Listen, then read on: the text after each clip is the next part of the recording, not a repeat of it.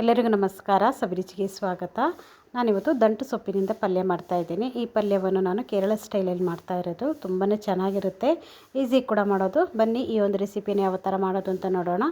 ಅದಕ್ಕಿಂತ ಮುಂಚೆ ನೀವು ನಮ್ಮ ಚಾನಲ್ಗೆ ಹೊಸಬರಾಗಿದ್ದರೆ ಇವಾಗಲೇ ನೀವು ಸಬ್ಸ್ಕ್ರೈಬ್ ಮಾಡಿ, ಪಕ್ಕದಲ್ಲಿರುವ ಬೆಲ್ಲೈಕನನ್ನು ಕೂಡ ಪ್ರೆಸ್ ಮಾಡಿ. ಅದೇ ಹೇಗೆ ಮಾಡೋದು ಅಂತ ನೋಡೋಣ. ಮೊದಲಿದಾಗಿ ಒಂದು ಪ್ಯಾನ್ ಇಟ್ಕೊಂಡಿದ್ದೀನಿ. ಅದಕ್ಕೆ ನಾನು ಒಂದು 2 ಸ್ಪೂನ್ ಆಗುವಷ್ಟು ತೆಂಗಿನ ಎಣ್ಣೆಯನ್ನು ಹಾಕ್ಕೊಂಡಿದ್ದೀನಿ.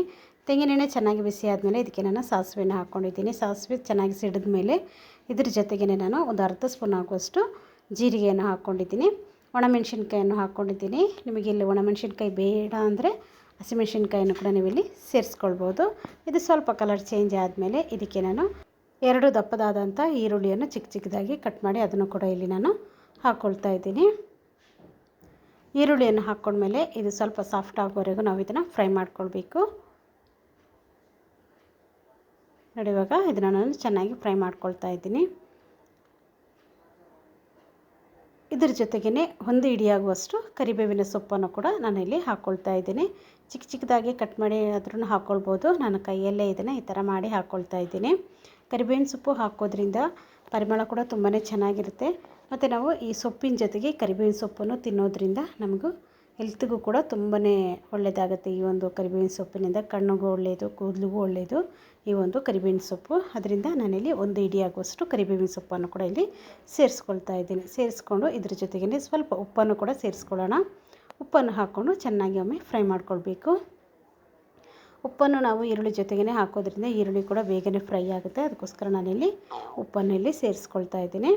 ನೋಡಿ, ಇವಾಗ ಚೆನ್ನಾಗಿ ಇದನ್ನು ಫ್ರೈ ಮಾಡ್ಕೊಂಡಾಗಿದೆ.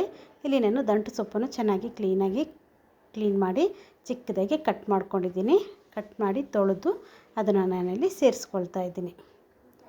ನಾನಿಲ್ಲಿ ಸ್ವಲ್ಪ ಸೊಪ್ಪನ್ನು ಹಾಕ್ಕೊಂಡು ಮೊದಲಿಗೆ ಇದನ್ನು ನಾನು ಮಿಕ್ಸ್ ಮಾಡ್ಕೊಳ್ತಾ ಇದ್ದೀನಿ.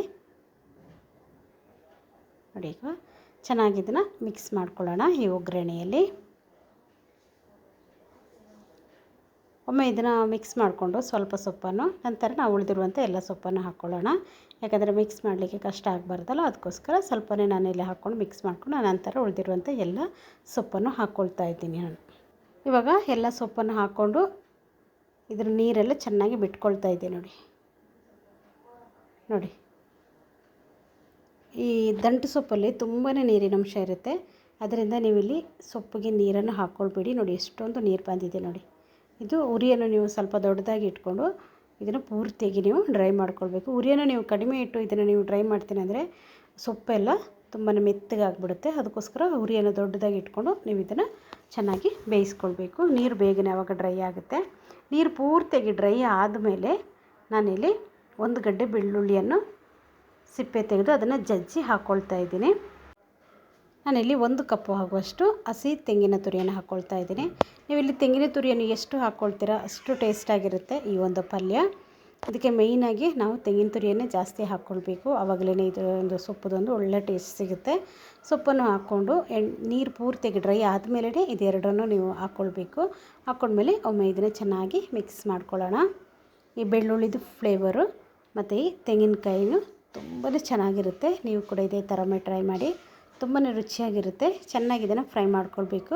ನೋಡ್ಕೊಳ್ಳಿ, ಉಪ್ಪು ಏನಾದರೂ ಕಡಿಮೆ ಆಯಿತು ಅಂದರೆ ನೀವು ಇಲ್ಲಿ ಉಪ್ಪನ್ನು ಸೇರಿಸ್ಕೊಳ್ಬೋದು. ನಾನಿಲ್ಲಿ ಸ್ವಲ್ಪ ಉಪ್ಪನ್ನು ಕೂಡ ಹಾಕ್ಕೊಂಡಿದ್ದೀನಿ. ಸ್ವಲ್ಪ ಕಡಿಮೆ ಅನ್ನಿಸ್ತು ನನಗೆ, ಅದಕ್ಕೋಸ್ಕರ.